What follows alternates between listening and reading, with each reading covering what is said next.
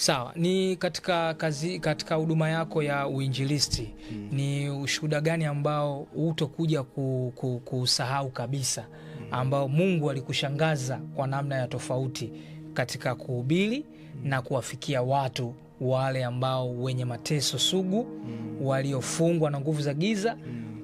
Ushuhuda gani ambao kila ukikaa ukiufikiria unasema kweli Mungu ni wa ajabu na ulifanya? Amina. Nitasema kama shuhuda mbili. Ndio. Kwa ufupi. Okay. Kwa ufupi.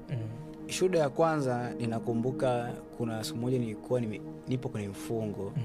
So nikawa nimeenda maeneo ya baharini kutafakari tu.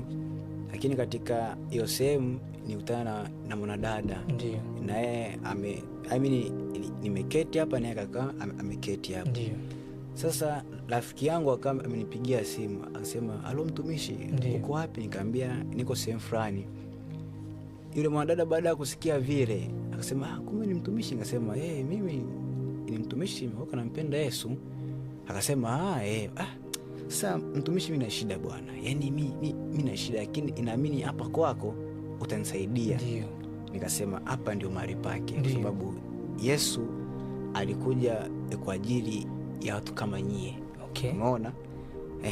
Nikamwambia basi karibu. Akaniambia kwamba mimi bwana, nakumbuka niliweka njiti. Aliweka njiti hapa. Ndio. Na hiyo njiti ilikaa miaka 5.